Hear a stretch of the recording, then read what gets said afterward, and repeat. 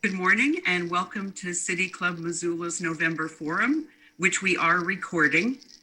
A couple of you have suggested that in light of the tumult of the last week that we perhaps rename today's forum Election 2020, what the expletive deleted just happened, but we decided to stick with our original title. I'm Susan Hay-Patrick, Chair of the City Club Missoula Board of Directors, and delighted to welcome you all to today's forum. Thank you so much for being with us today. I want to first begin with an apology. Last month, after the forum, one of the panelists requested a list of attendees. And I provided that thinking I had fully redacted it. But when I heard that many of you received a follow-up message from the candidate seeking support, I realized that in my haste, I had not been as careful as I should have been. And I am really sorry. It's not a City Club mistake. It was a Susan Hay-Patrick mistake, and I was appalled when I realized it. Again, I'm very sorry. We do not share your information. It was just a gazillion things on my plate and moving too fast through them. So it won't happen again. And again, I do apologize. Moving from the I'm sorry to the I'm excited portion of our program, I am excited that we have such great panelists today. First, some thank yous to the University of Montana for their super duper Zoom format, and Alex Karklands, without whom we just simply could not do these forums. This will be videotaped by Missoula Community Access Television as part of its media assistance grants to nonprofits. MCAT serves Missoula on cable channels 189 and 190, and you can also find videos of past City Club Missoula forums by going to our website, cityclubmissoula.com, and clicking the video button on our website. They're usually posted within 24 hours. City Club's mission is to bring people together to inform and inspire them on issues vital to the community through public forums that encourage the discussion of new ideas and the free exchange of thought. We have a deep and abiding commitment to civility and civil discourse, which is so important in the wake of the election. Thanks to our sponsors, including our executive level sponsors. You see them on the slide in front of you, Blackfoot First Security Bank and Blackfoot First Security Bank and the University of Montana. We also like to highlight some of our other diverse sponsors every month. So today we want to recognize Whipfly, WGM Group, and the Missoula Housing Authority. We are very grateful to our sponsors and we appreciate their devotion to civil discourse around community issues. Thanks also to our board of directors, especially today, Peggy Coor and Gwen Langford, who worked so hard on today's program, to our administrator, Eric Legvold, and to our moderator, Jill Valley, who has filled this role previously for us so capably. And again, thank you to our panelists. Before I turn it over to Jill, just a reminder about that commitment to civility and civil discourse. Please keep it civil and respectful in the Q&A. Let's try to summon the better angels of our nature to this process in this post-election season. And as always, we reserve the right to pull the plug on people who can't seem to summon those better angels. And now it is my pleasure to introduce our moderator, Jill Valley, longtime Missoula news anchor and assistant news director at KPAX, and a very involved community member. Thank you so much, Jill, for once again joining us in this capacity. I will see you all at the break. All right. Thank you so much, Susan. And this is going to be an exciting discussion. I mean, what a week, and we still don't have a resolution 100% to the rest of our political landscape. So politics it's fun, it's fascinating, and I'm so glad that we're going to sit here and talk about what happened last Tuesday and what could come. So let me first introduce the panelists, and they are amazing. First is Sally Mock down there. I'm going to read your bio. Senior news analyst and former news director for Montana Public Radio, born and raised in a small town in South Central Kansas, graduating from the University of Kansas with a double major in Western European history and German language and literature with a minor in English. moved to Montana in 1974. You worked as a wilderness ranger on the Kootenai National Forest, and then you started work at Montana Public Radio in 1980. You retired in 2014, but you are still a big presence on Montana Public Radio. You continue to host a weekly political analyst program during the legislature and the campaign season, so you've been busy. Thank you, Sally. So glad to have your voice on this panel. Going to Holly Michaels. Where's Holly? Say hi to the Missoula folks. All right, State House reporter for Lee Newspapers, covering the legislature, elections, and state government agencies. She's worked at the Billings Gazette, the Helena Independent Record, the Montana Standard, and the Ravalli Republic, a graduate of the University of Montana School of Journalism. They taught you well. All right, and Rob Saldine.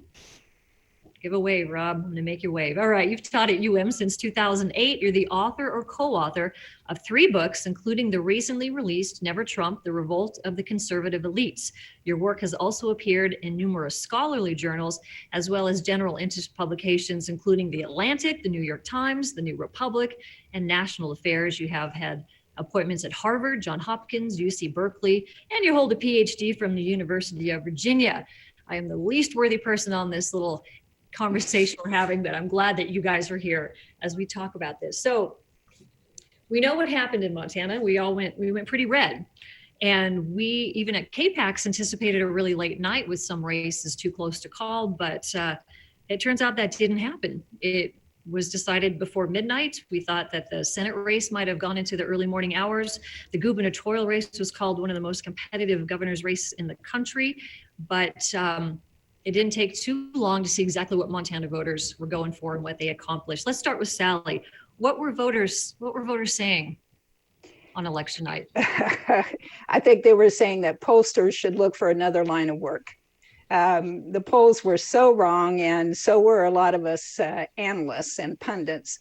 But I think what happened is Republicans and Democrats turned out in full force, but there are more Republicans than Democrats in Montana. And so they carried the day. I think the surprise wasn't that they won, the surprise was by how much they won. And I think that has a lot to do with messaging. And I think Rob could speak to that pretty well. Rob. Yeah, well, great to be with you all. So, you know, I think I think Sally's right.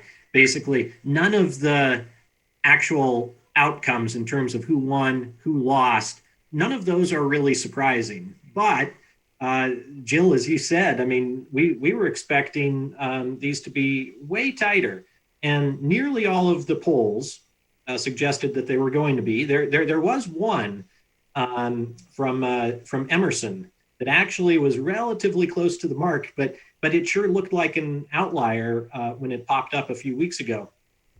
And you know, I think the story, I mean, there is a lot for pollsters to think about and to try to reassess moving forward. But one of the key dynamics in this election was that turnout was just through the roof. And so it appears as though one of the things that the pollsters struggled with was accurately getting a read on low propensity voters, people who were voting for the first time, people who were likely drawn out to support President Trump, and in many cases continued to vote for Republicans farther down the ballot. They didn't do a good job of tapping into that reservoir of support that Republicans have, and you know, we saw that from the presidential race on down. You know, we thought based on the polls that Trump was going to win by something like 6, 7, you know, in that range, give or take. And he did a lot better than projected. He didn't quite do as well as he did 4 years ago when he won by 20, but he wasn't too far off that mark, won by 16 this year. And it was the same kind of story on down the line. In all but one of the statewide races, it was 10 points or more. So, you know, I think, you know, there are a number of things that you could point to, but, you know, this was a nationalized election in which the Republican versus Democratic dynamic was was very pervasive. That was something that Republicans tried to make this election about, and it looks like they were successful. Democrats, didn't want to tie themselves to national party leaders, wanted to have some distance there. But when you've got such a polarizing figure in Donald Trump at the very top of the ticket, I think it's kind of hard to get away from that nationalized environment that in Montana at least really benefits Republicans. What do you think, Holly? I think Rob and Sally, as usual, are dead on. I think a couple things, in covering these races from Republicans, like Rob said, almost all the messaging we heard from them was nationalizing the race. Looking back at the debates, if you remember how many times Bullock against Daines said, hey, you have to run against me, Senator. You're not running against Chuck Schumer or Nancy Pelosi. But clearly Daines was successful in making the race about what he wanted it to. And looking at all the flyers that came into our mailbox, it was all national. I mean, just one thing that was interesting to me that someone I interviewed after the election pointed out is, you had a really high turnout this year. And like Sally said, there's just more Republicans in Montana than Democrats. Did have a high turnout in 2018 too. And it was a little bit of a different race. And people were saying, Trump wasn't on the ticket in 18. So that's probably some of it who came out for that. And then also, I think Democrats have been talking a lot about successful candidates, and John Tester, someone I think we've heard a lot brought up after the election. So Tester, much different candidate than Bullock or Kathleen Williams, but just the differences between 18 and 22 really high turnout years. But one had one bright spot for Democrats, and this year there was just really nothing for Democrats up or down the ballot. Yeah, I think to follow up, Rob, the Trumpism is alive and well in Montana. I mean, that he won by 16 points this year is, I think, what surprised so many people, including me. And I think we underestimated the power the president still has over Republican voters in Montana. Yeah, for sure. And, this is something of a national story too. I mean, it wasn't just here in Montana, but yeah, absolutely. And one thing moving forward, I guess it will be interesting to track. And this campaign cycle actually has a little bit more to go. At least in Georgia, we've got these two Senate races coming up. But one of the intriguing questions about that is, will Trump voters still turn out for something like that? And moving forward, with Trump not appearing on the ticket, will he still have that kind of pull, both nationally and in Montana? And Holly, in the past, I've talked to national people about the fact that Montana would always vote the person, not the party, or not always, but often. And that didn't hold this time. They voted the party straight down the ticket. And the old saw of voting person, not party, just didn't hold up this year. What do you think contributed to that? Because Democrats thought and believed and still do that they had a great slate of candidates. Yeah, I people much smarter than me can probably give a much better answer, but I do think it's nationalization of the races so much that it's just, if you identify as a Republican, you're so much more prone now to just vote R straight down the ballot. And if you look at the Tier B races, which I think are pretty low information races, it's hard for candidates to get their name out there with, just what we saw, the Senate race dominating airwaves, digital space, all that. Such dominant wins in those Tier B races. It just feels like if you were doing an R, you were doing that all the way down the ballot. I do think, I've talked to some people, Democrats do think that, maybe the candidates weren't what people were looking for this year, that you didn't have, I think we talked about this earlier, just sort of after this election, especially Democrats were sort of left looking at who's next to run, who's going to go for these seats. So maybe the pool of candidates wasn't what, someone like a John Tester, again, is just their own identity and really does, you vote for the person, they're not the party. So I don't know. I mean, I do feel it gets a lot of just nationalizing these races, and that's what people are picking up on more than local issues, reading local coverage. They're just more tuned into cable news, that sort of thing. Mm-hmm.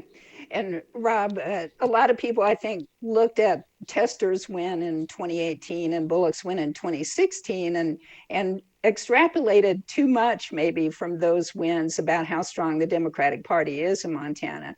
In fact, when those guys won, they were the only Democrats who won. The Republicans won most all the other races. So maybe this so-called surprise, this election, shouldn't be that much of a surprise.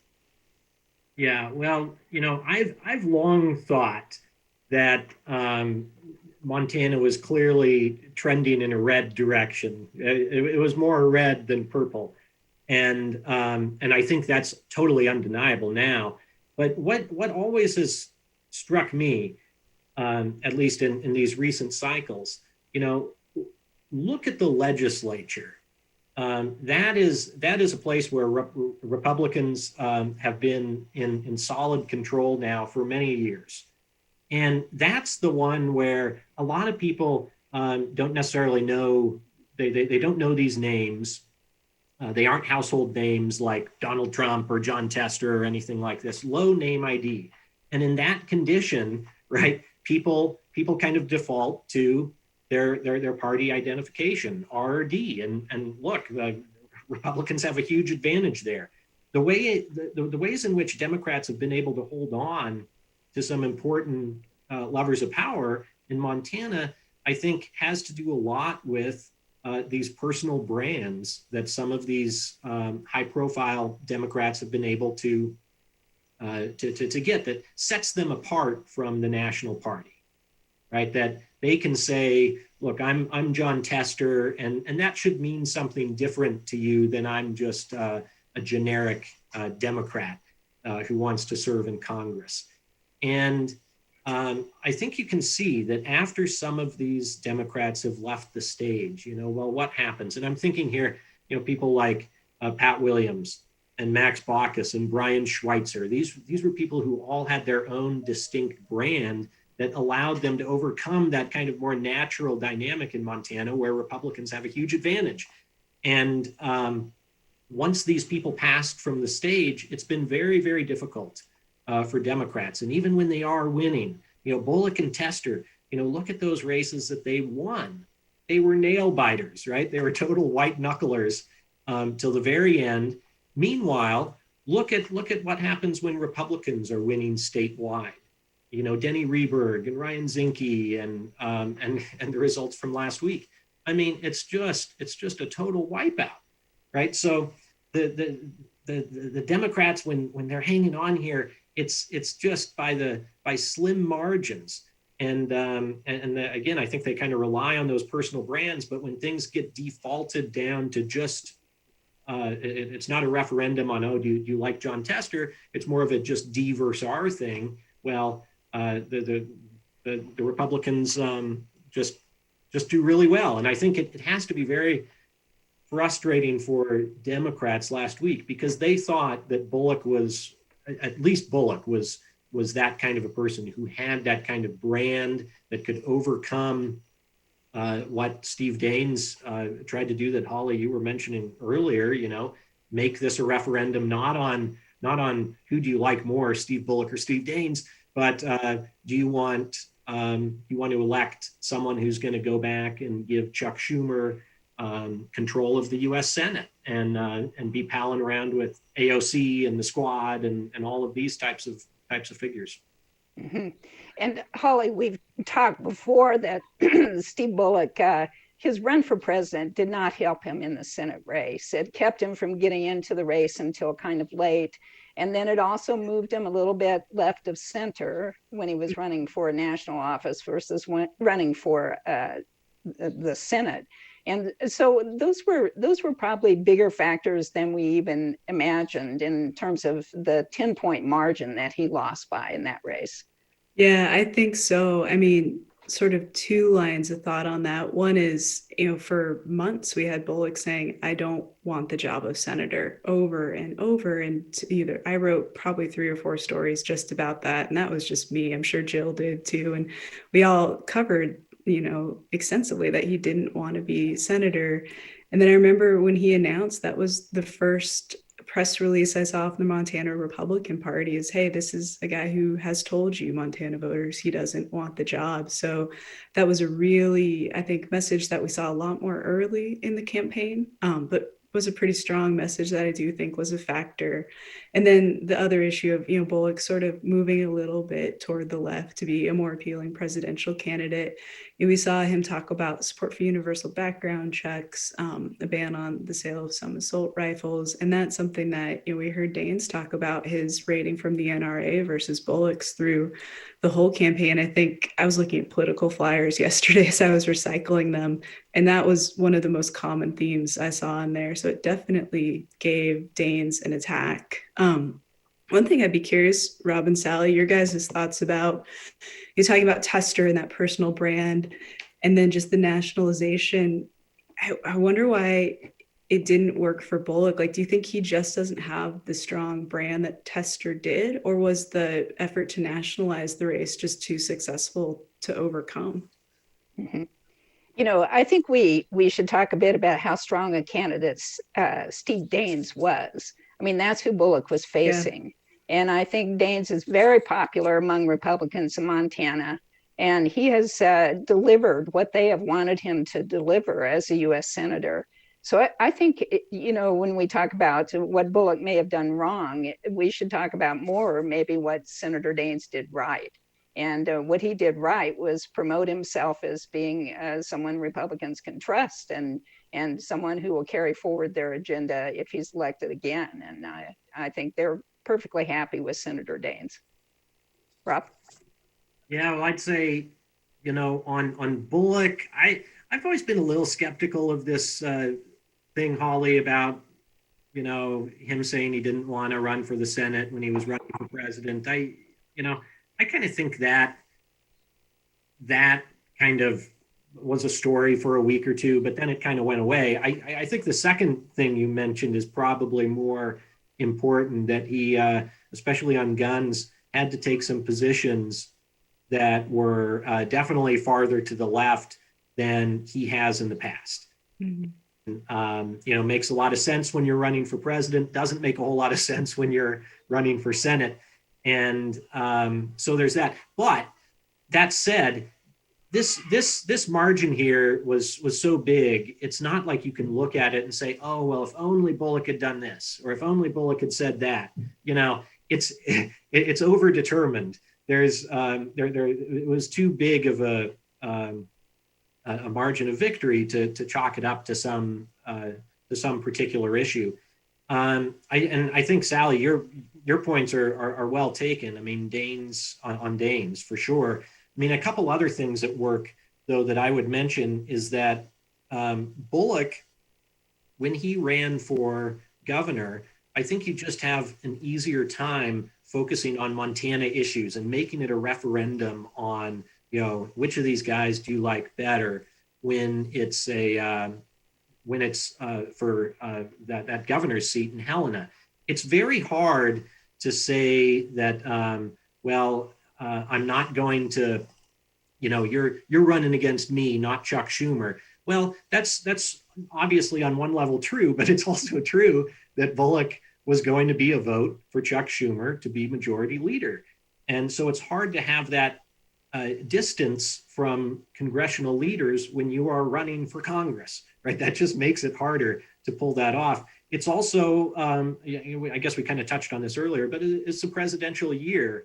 And, when everything is so nationalized and polarized, it's hard to pull that off with Donald Trump at the top of the ticket.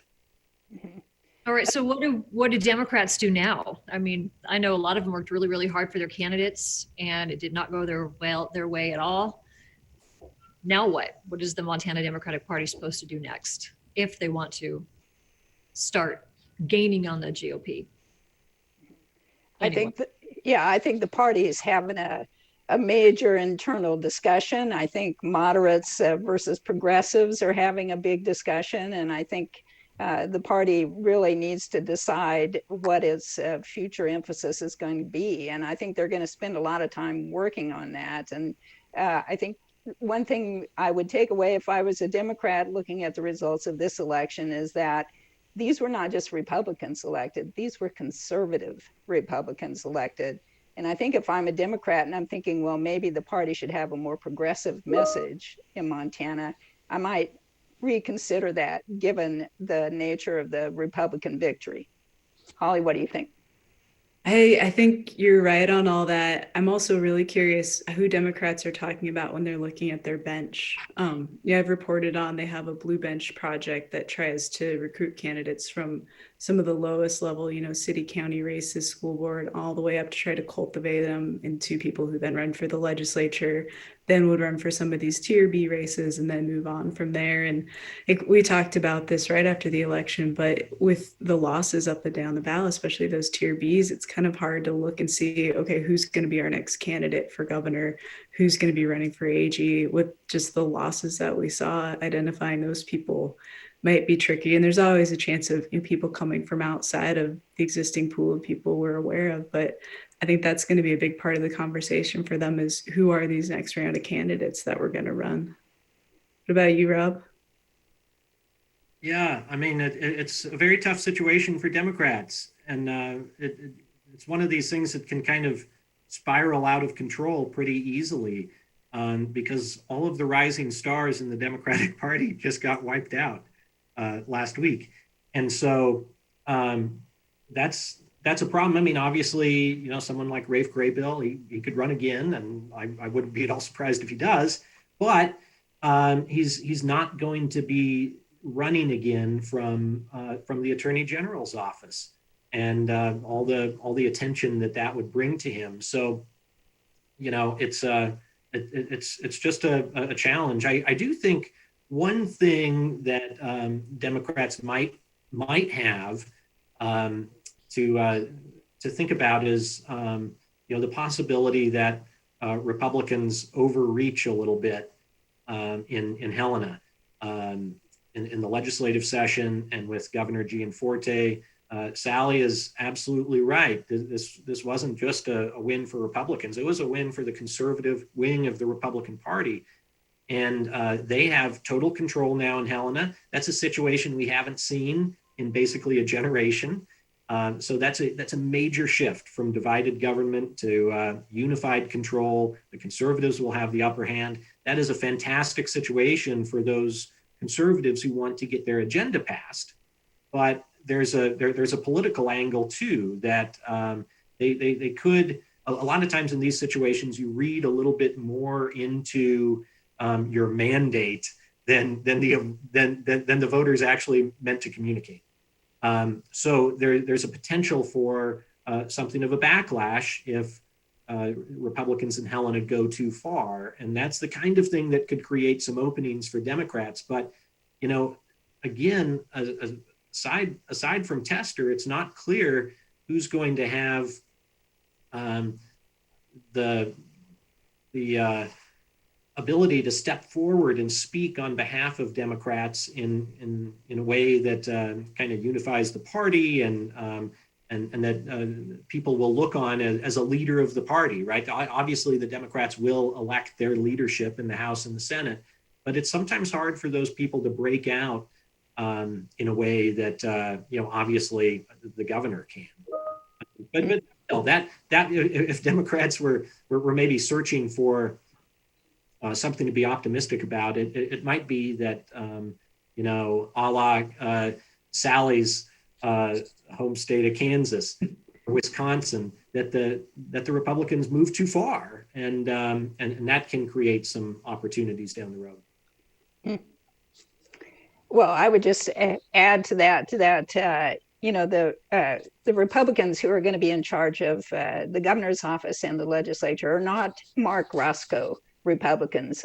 And Greg Gianforte is not Mark Roscoe. And I believe the last time Republicans held both the governor's seat and both houses of the legislature was under Governor Roscoe. This is going to be way, way different and a much bigger challenge for Democrats, Holly.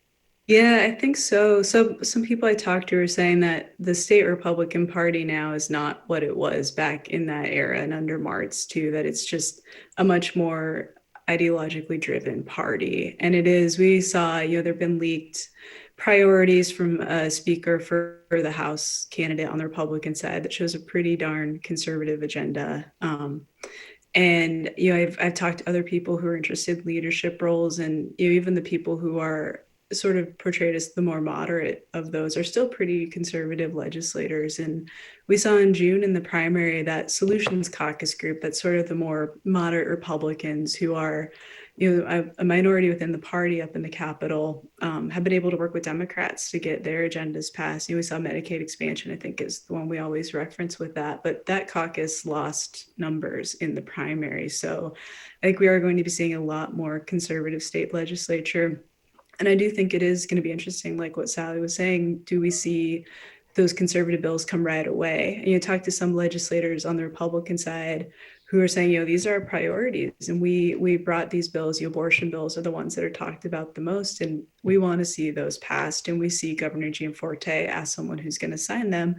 And we don't want to wait. We want those right away. And then some in the party, like Sally was saying, with the risk of going too far to the right, are saying, look, let's focus right away on trying to lower taxes for people who do these things that we've run on as Republicans for so long, that will show voters, like, look, we've done the exact thing that we told you we would do if you sent us here. And then maybe set up a re-election for Gianforte, and then look at some of the more bills that might be a little dicier. But I think it'll be an interesting battle. I think it'll be interesting how Gianforte works with the Republicans in the legislature to not have any of those spats end up on his desk and him be in a position where, they want him to sign a bill that might be a little too far to the right. But I think it'll be really interesting to see how that shakes out. But yeah. So, Steve Daines and Matt Rosendale very proud of their support with President Trump. We did a debate, and there's a picture of Matt Rosendale and the president, Missoula.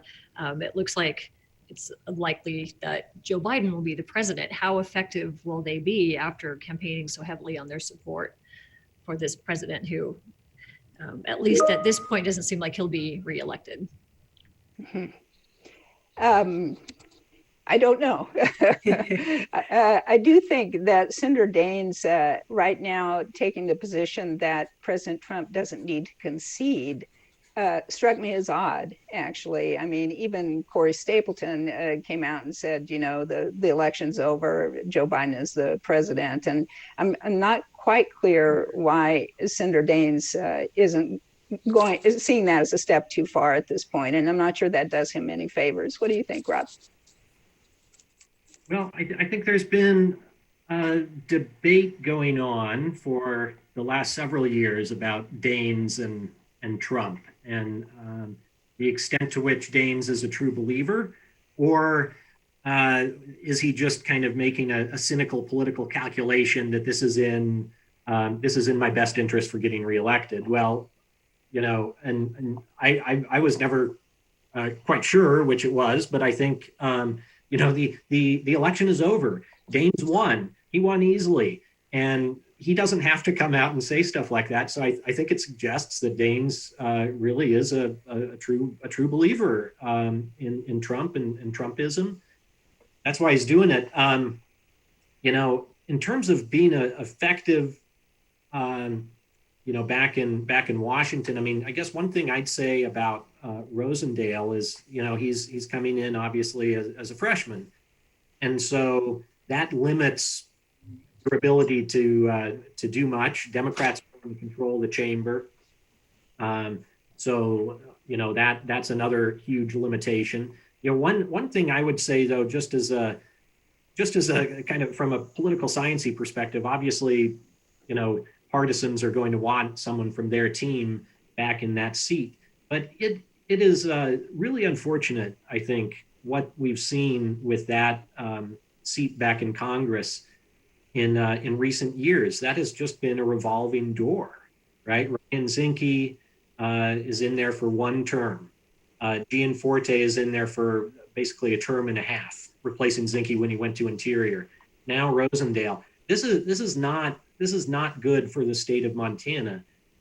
What would be much better is to have somebody who was committed to that office in the way that Pat Williams was back in the day, or even to a somewhat lesser extent, Denny Reberg. right? Somebody who hangs around back there long enough to get into some positions of power on committees, especially, right? You can't do that if you're just back there for one or two sessions and see that as like a stepping stone to whatever the greener pasture is.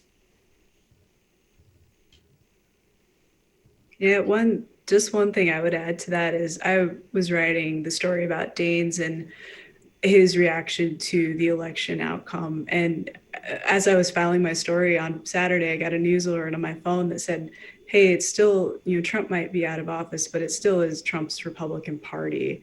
And I think that with Danes, just, I think he's identifying, like, look at how big Trump's margins were in Montana. And so, yeah, I think it's it surprised me too, Sally, to see that on Saturday. But thinking about it, I mean, it sort of just looking at the margin Trump had here, it kind of makes sense for Danes to be doing that. But I'm curious just how that shakes out now. Mm-hmm.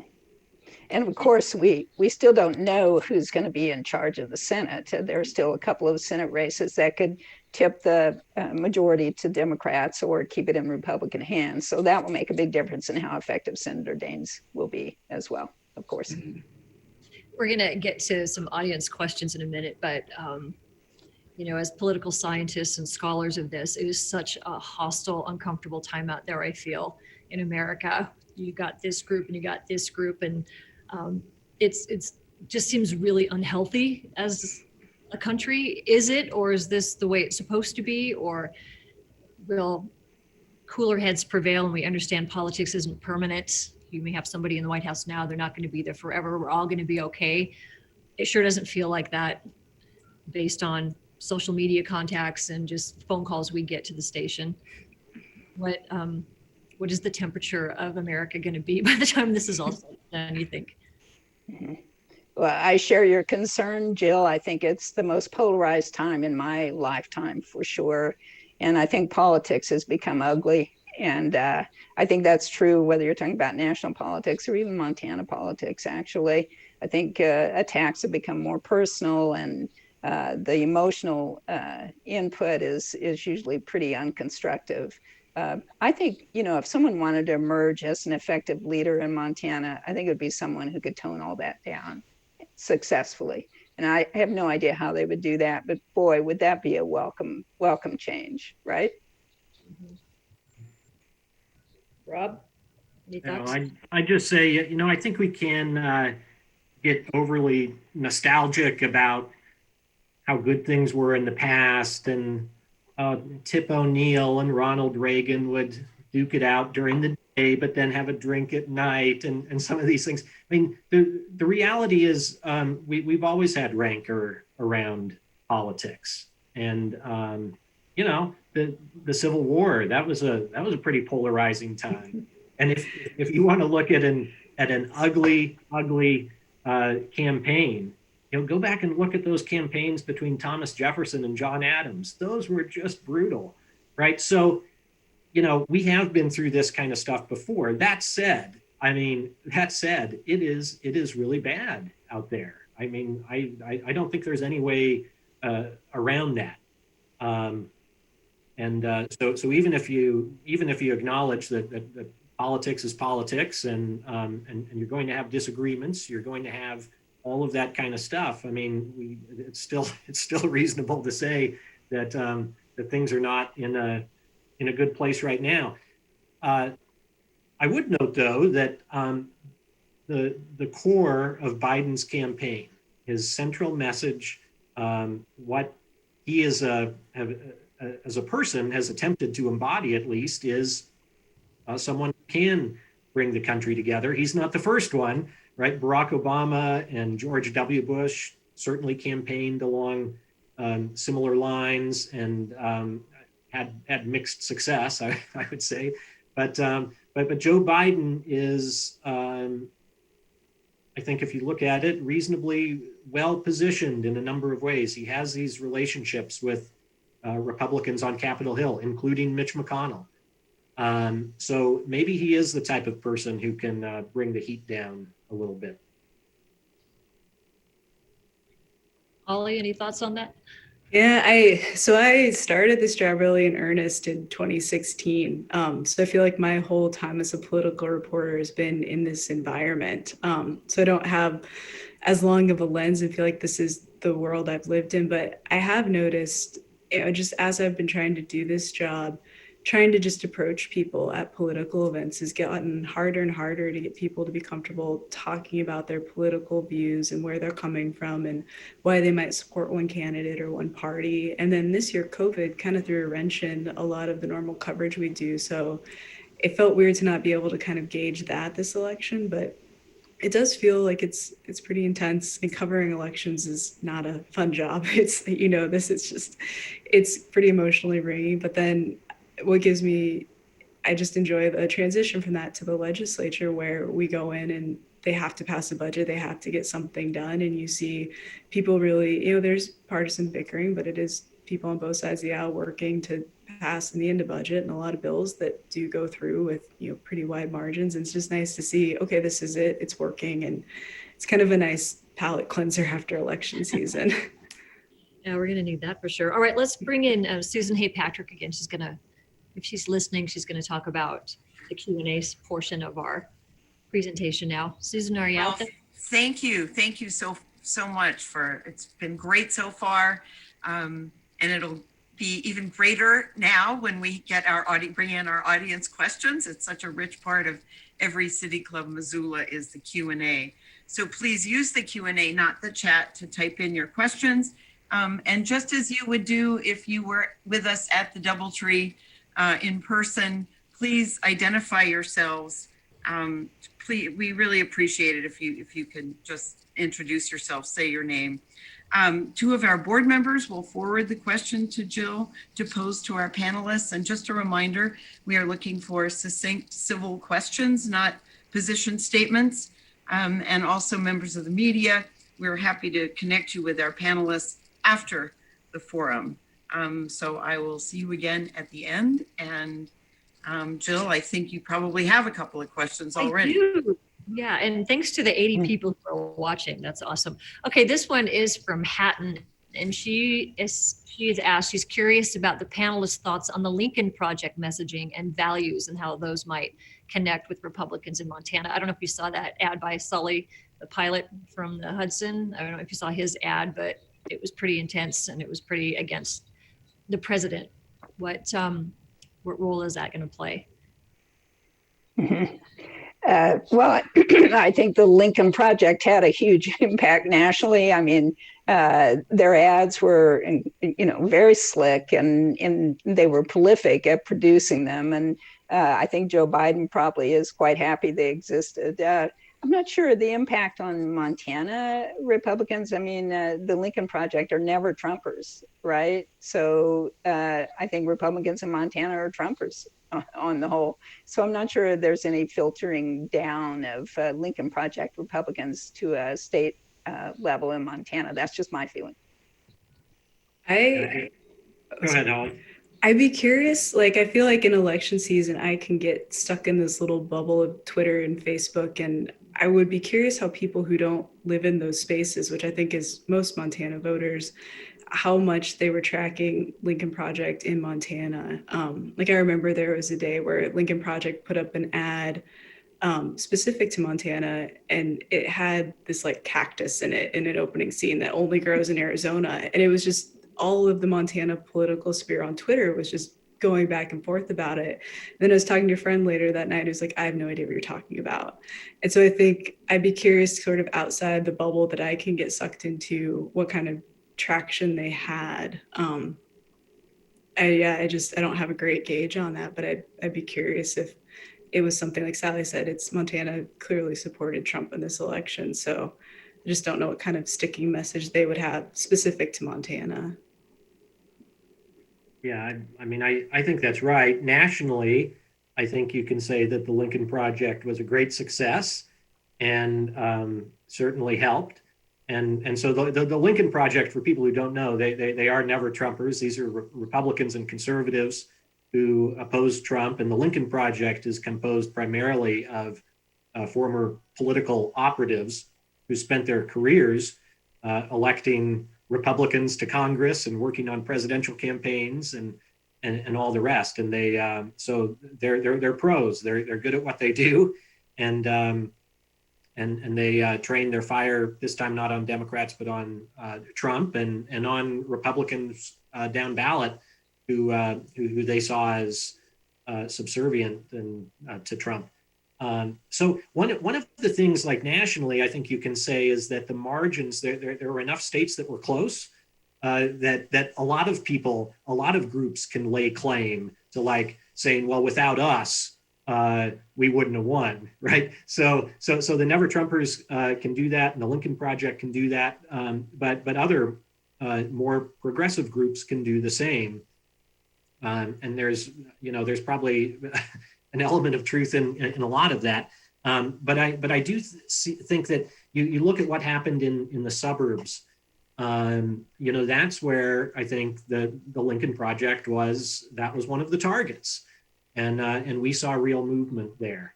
But I agree in Montana. I don't think the Lincoln Project had any effect. I don't know. Maybe.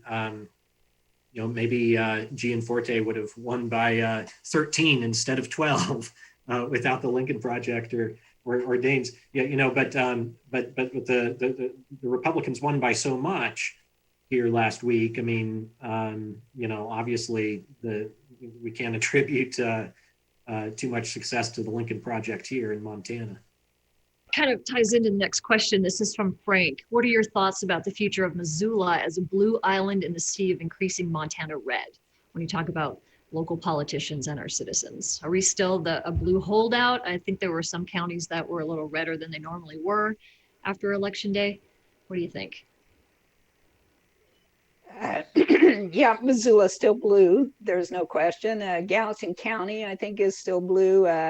But the other counties, I mean, Lewis and Clark, little blue and little red, and Cascade is red now, and Yellowstone stays red. So, yeah, we're an island.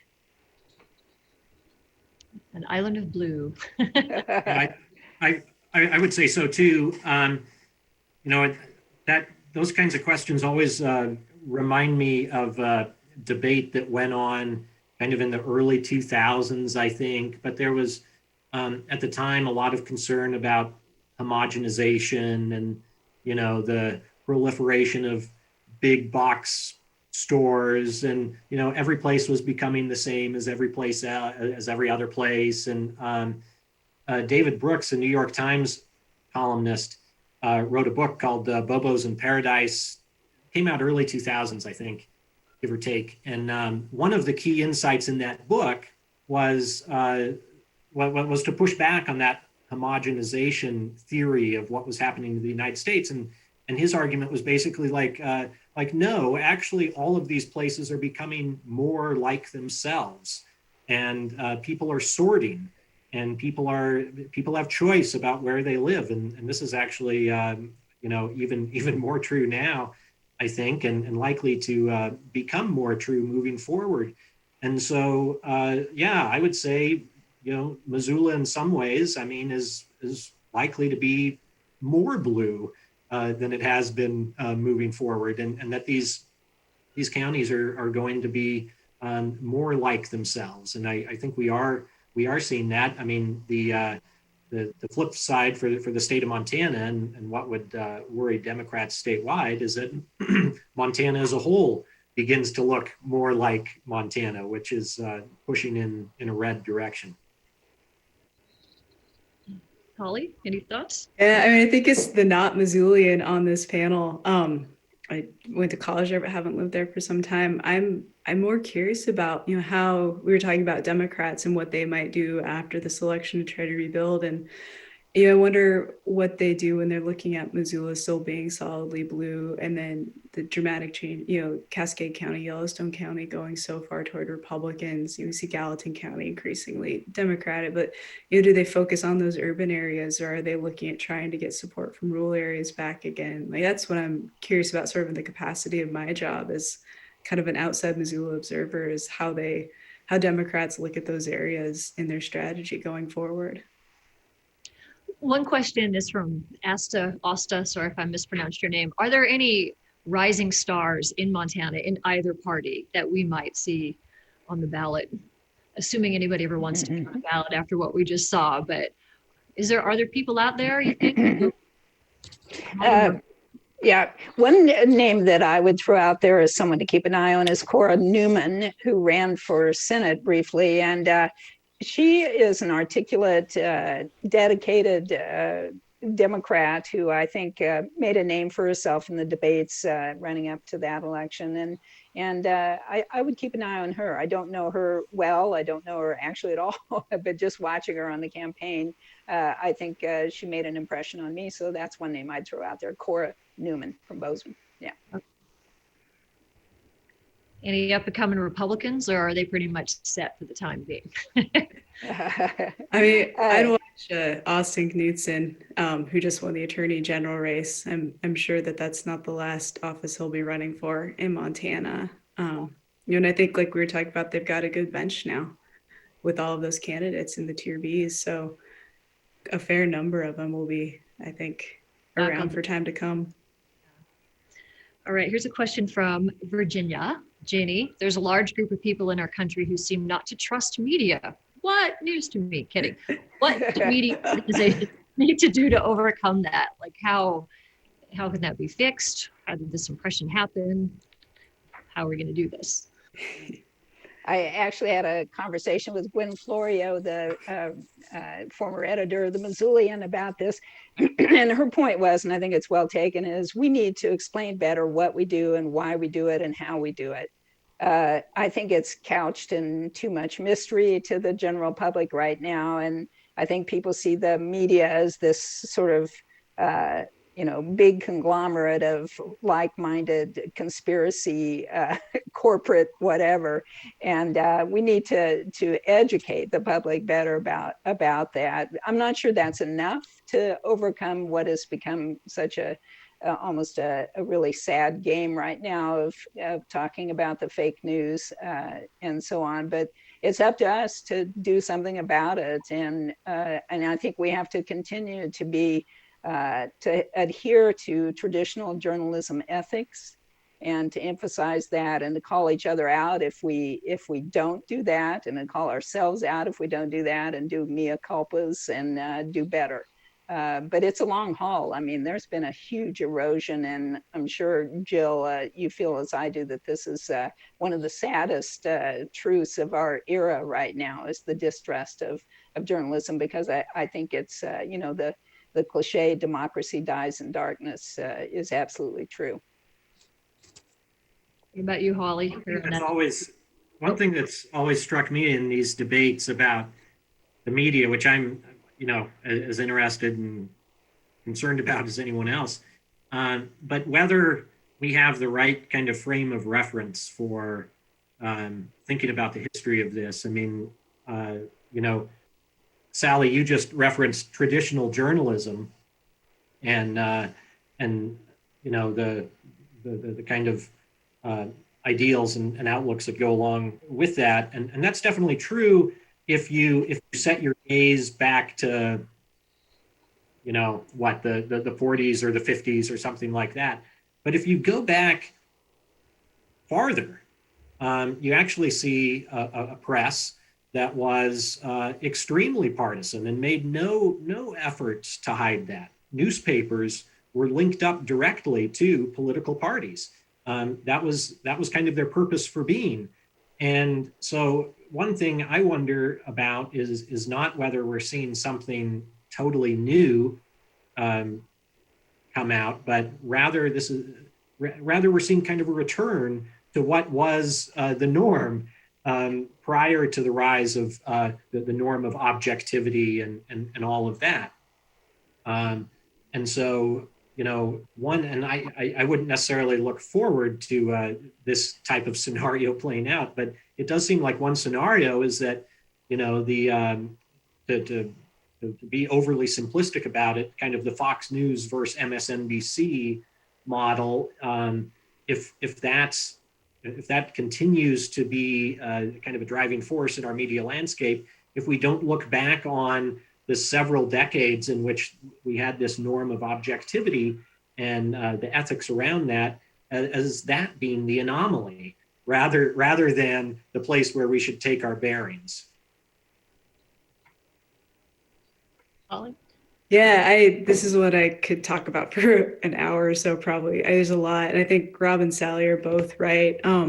Especially Rob, like with the history of the papers in Montana, especially like there was not a lot of just what we would consider reporting, like just the history of Copper Chorus and all of that. So I think that idea of what the papers were, and then when we came to this standard of objectivity that we strive for now, it's fairly recent in the arc of what newspaper reporting is. But I think what I wonder about so much is how local news gains a hold on viewership and readership. I think that, not to say that the coverage something like a New York Times or Washington Post does isn't above par and isn't what we should be striving for, but they just cover things so much differently, and especially what I do compared to cable news. And I think that we would be much better served if we could get people to pay more attention to what local news is doing, what we're working on, what we're looking at.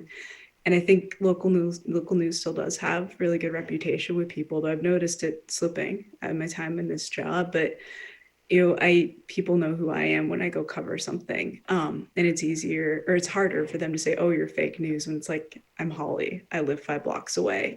We go to the same grocery store, we know each other. And I think too, what I'm always willing to have, and especially leading up to the election, conversations with people. Sally was talking about this, about how we report, why we write what we write, why there's stories we don't write sometimes, and how all of it comes together. And there was a story about a staffer for Greg Gianforte's campaign. There were some documents that looked like he had vandalized a car in Bozeman.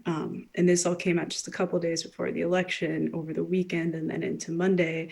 And people were wondering, why media hadn't written about it, and why it wasn't in the paper, and why they were seeing it on blogs, but not in our papers, why I had written about it. And actually I had probably 12 conversations with people about, before we'd written, like, here's what I need to write a story. Here's what I need to be able to confirm factually.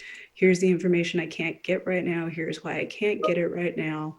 And then when we did write about it, I could explain, here's the standard that the story finally met that we wrote about it. And it was so helpful for people, I think, to be able, for me to articulate to them, this is this person, this outlet standard for writing a story. And it's not the same as the papers that I work for and the standards that we have. And we don't change our standards for different situations. And I think it was just really helpful to have that back and forth of people being able to ask me a question and me being able to walk them through it. So I think those kind of things can help build up local media, but I don't know how we counter what people are just tied into cable news and then what they're seeing in Facebook groups, and are just so siloed off sometimes that I don't know how we break through that.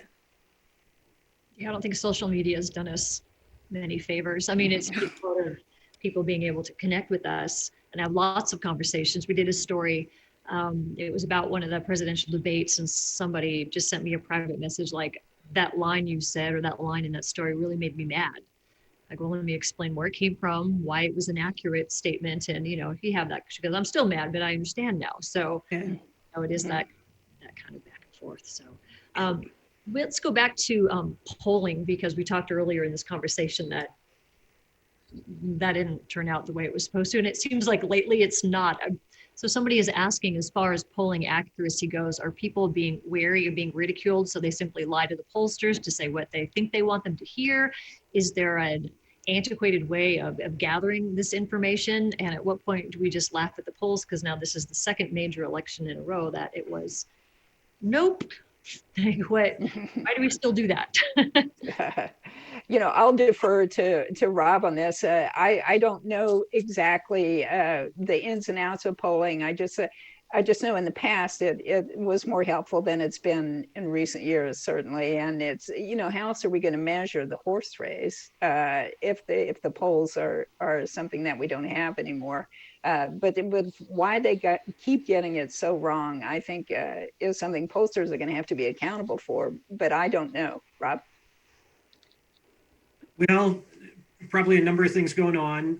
One thing, though, I mean, to take just a little bit of the heat off pollsters,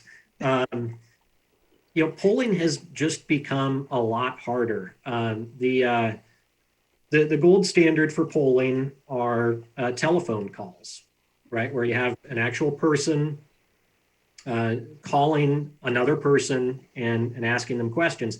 Well, one of the things that's happened, we all have smartphones now, and those come with a built-in caller ID feature. So, I don't know about you, but if I don't recognize a number that pops up on my phone, I'm usually not answering that call. And so people are able to screen things out now in a way that they weren't before. There's also been this big rise in spam phone calls, which is only like fed into the propensity for people to just not pick up their phone if they don't recognize who's calling them. So, what that means for polling is that now if you're a pollster, you make 100 phone calls, you might only get 2 or 3 people to actually respond to your poll, right? So that's just a big problem. There are other ways of doing polling. There are text polls and internet polls. They all kind of have their pluses and minuses. But polling is very expensive. To do the actual old school phone calls, it's very expensive, and response rates are very bad, very low. And so then you get into this business of having to weight everything. But there's just a fundamental problem in polling. The whole concept behind polling is that everyone has an equal chance of being selected, or of being included in the poll. Well, it's a problem for the purposes of polling if those very few people who respond to the poll differ from everyone else in some important ways. So a kind of just classic example of this is, there are political differences between, say, a single mother who is working 2 jobs and has 3 little kids at home, right? This is a busy person who's going to be probably less likely to take the time to respond to a poll than a retired 75-year-old with a lot of time on their hands, right? Well, those differences are politically meaningful, and so that's just a fundamental problem of polling, and one that's becoming more so. The other thing there was a lot of talk about before this election was the so-called shy Trump voter, and it sure looks to me like there was something to that. And this is not entirely new, but this is basically the idea that Trump voters weren't willing to tell people that they actually support Trump. And there's a lot of this in polling history. There was a famous race in Virginia, Doug Wilder, who I believe was the first Black governor, I believe, anywhere in the United States, in any event, in Virginia. But there was huge polling error there because basically the pollsters would call people up and say, "Oh, are you a Democrat or Republican?" And people would say, "Oh, I'm a Democrat." Then several questions later, "Well, who are you going to vote for governor?" Right? Wilder was a Democrat, so people had already self-identified as a Democrat, and then they either felt pressure to say that they were going to vote for Wilder because they'd be perceived as a racist or something. So Wilder, according to the polls, was supposed to win by a ton, and he ended up winning, but it was razor thin. So these are just issues that are a constant challenge for pollsters. And then the last thing I'd point to is just identifying who's a likely voter. It seems like there was a significant fail on that front for the pollsters, right? An inability to, essentially they screened out a bunch of people who cast ballots, right? And when you have a huge turnout election like we had, this is a challenge. But yeah, pollsters clearly missed a lot of, I think earlier I referred to them as low propensity voters, people who usually don't vote, right? Well, if you're a pollster, you're trying to figure out who's going to vote. So so they have all these screens about that, but a lot of people showed up who the pollsters thought would stay home.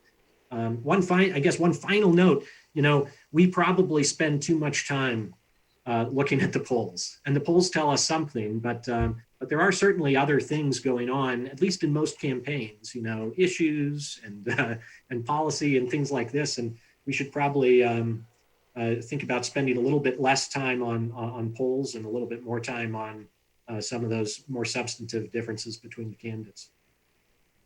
Yeah, we all just want to know the future. So that we look at the poll, the crystal ball. And I'm actually going to ask you to look into the crystal ball now. A couple of people have asked this question about what impacts the state might be facing with a large influx of new residents who are coming here from out of state, and how that might eventually impact the political landscape. I think they're coming here to, I've heard people are buying houses sight unseen in Butte, seeing it, maybe this is a safer place to live in this pandemic, but it could definitely change our population and maybe the makeup of our population. Is it too early to be able to anticipate or tell, or is that something that's on the radar as well? Oh, I think it's definitely on the radar. And, the conventional wisdom, I think, is that the people who are moving here are fleeing urban areas and fleeing the pandemic, maybe, or fleeing, or they're climate change refugees, fleeing California and all the wildfire smoke. And the conventional wisdom is that they're going to lean conservative. But I don't know if that's true. Uh, Honestly, I think it's a diverse group of people moving to Montana, but there's no question that there's an in-migration going on right now that could change the political landscape. But Holly, what do you think about that? Yeah, I mean, I think for sure it's way too early to tell. We've all seen reporting about this influx of people coming to Montana, and it's hard to show with real data where those people are landing, where they're coming from. That'll take some time to shake out. And political scientists that I interviewed this week for stories were saying, I think there was over the last decade or two this idea that all these people were moving to Montana just as it's become more popular, and it would have made the state more blue. But what we see is people move to Ravalli County, they're moving to the Flathead, and making conservative places more conservative. So I think it'll take some time to shake out and see. I mean, I would be really curious, once we get data about people who've moved here and get more information about who voted, to really see how many new voters there were. Because, I was looking at a list of counties that have had the most new voters, and Gallatin County versus the 2016 election had the biggest growth in voter turnout just as a number. And that was interesting to me, more than Yellowstone County, which is much larger than Gallatin County. And we talk about Bozeman being the fastest growing place in the state. But I would be curious how many of those people are just people who've lived in Bozeman for a couple years or many years and just decided to vote this year and hadn't before. And I would like there to be more data to really know who the new voters were this year, because I think people see a lot of people moving to Montana. We hear about it, but I think there might be a tendency to overinflate how many people have come here during COVID and how much they've changed Montana, if they're even voting here or not yet. So I'd like to see more information to be able to report on that and talk about it as we go forward, because it's not something to overlook for sure, but I just wonder how much of a role it played in this election. Rob, any thoughts? I guess just a quick one. People who are moving to Montana, they have choices about where they go, right? So it kind of goes back to this bit I was talking about earlier about how sometimes these places become more like themselves. And, I suspect that people who choose to move to Ravalli County are different in some meaningful ways than people who are choosing to move to Missoula. One other note, I grew up next door in Idaho. And when I was a kid, there were still Democrats in Idaho. Right, you can't find any now, at least elected Democrats, but there were when I was a kid. And one of the stories about what changed in Idaho is exactly this issue of out of state people moving in, especially from California, and these were not randomly selected Californians. These were basically conservative Californians, and obviously other states too, but largely conservative Californians who were looking for an escape. Many of them moved to Boise and to North Idaho. Really changed the complexion of those areas in a way that worked to the benefit of Republicans. So I agree with Sally and Holly.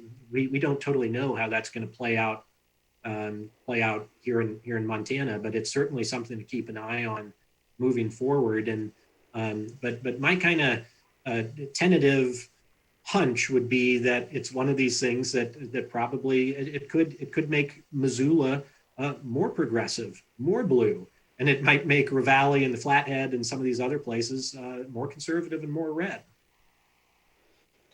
All right, here's a question from Cindy. Do you guys have any thoughts on the initiatives that were on the ballot?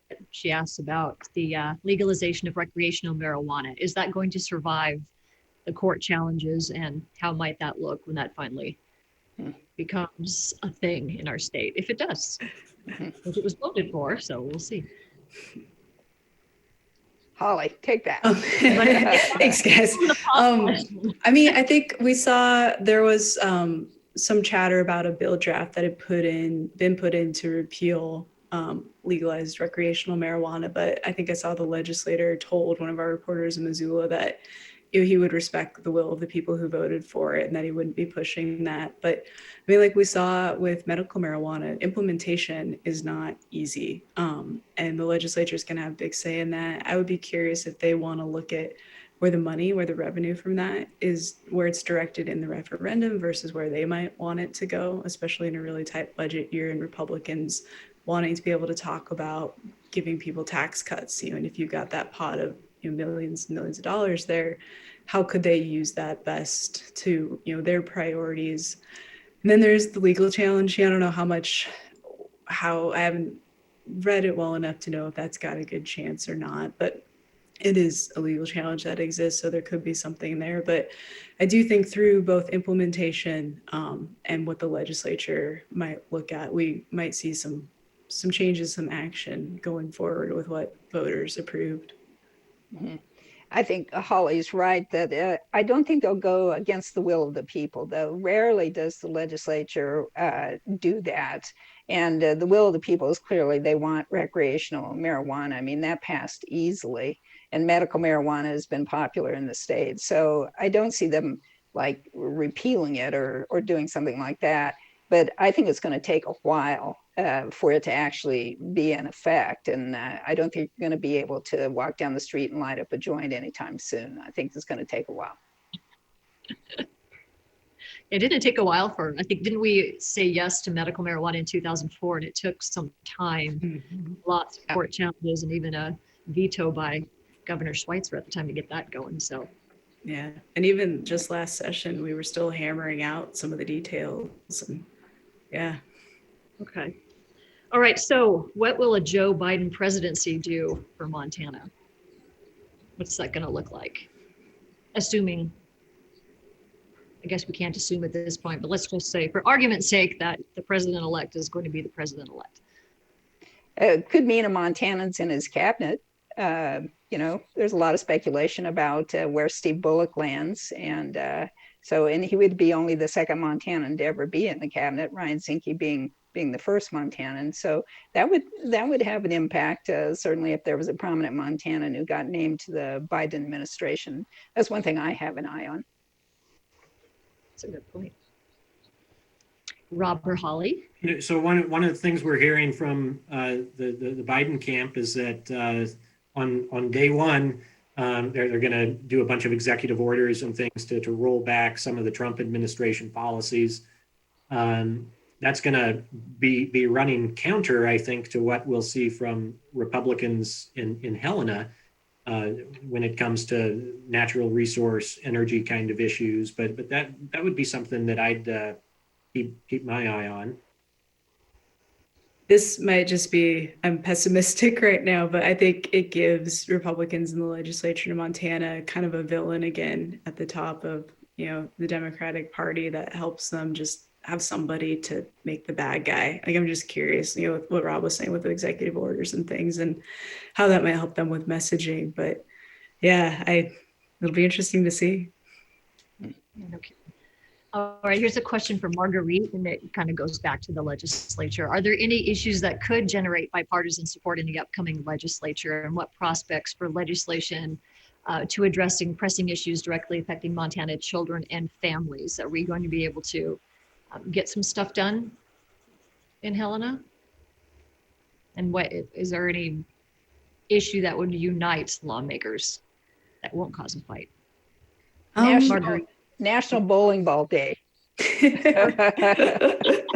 I'd be curious to see. I mean, there are a fair amount of bills that pass with pretty big margins every year. They have to pass a budget, so at some point you have to get bipartisan agreement there to pass it. I think there's been increasing support, but it still hasn't passed. Looking at wage increases for people who do direct care. Sorry, infrastructure had a big win last session, and those bills always, they get a little bit of back and forth. But I think investing in those communities around Montana, as long as bonding isn't a part of it, are always pretty popular. But I think we sort of squared that away with the last session.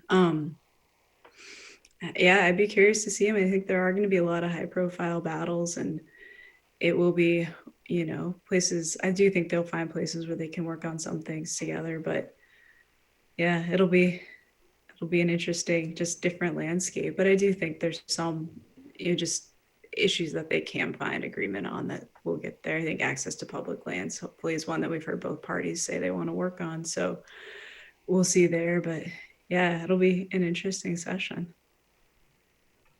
So it wasn't a popularity contest. Obviously, these are people that Montanans basically hired to do a job for them.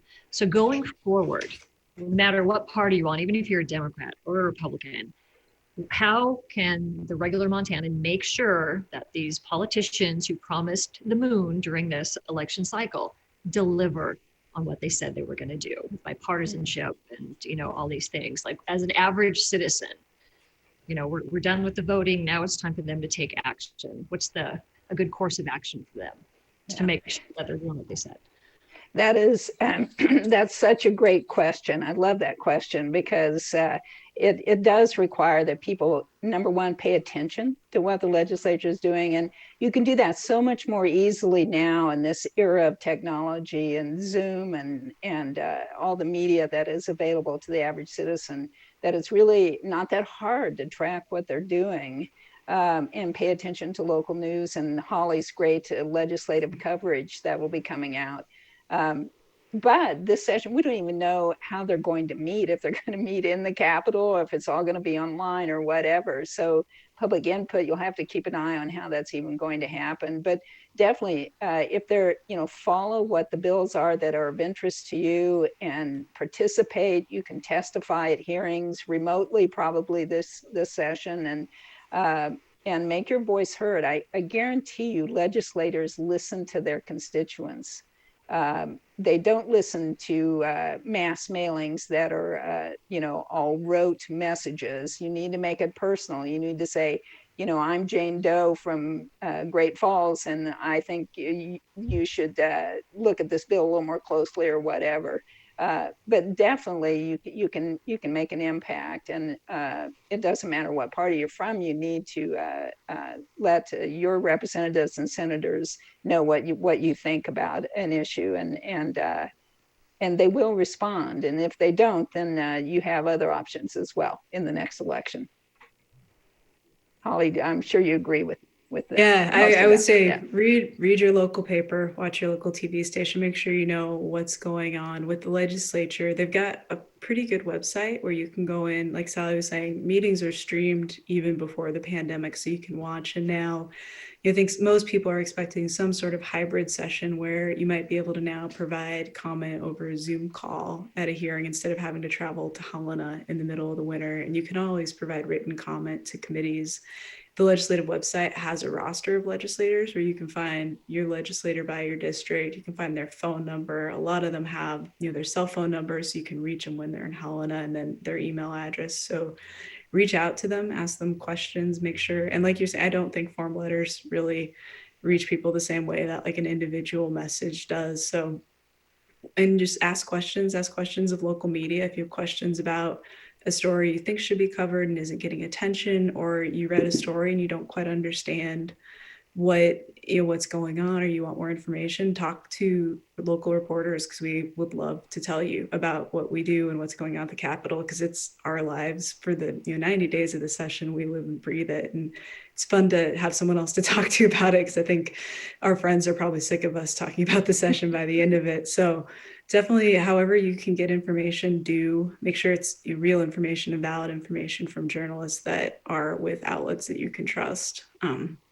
But yeah, just it should be easy to get involved with so much of it probably being streamed this year. So definitely whatever you can do.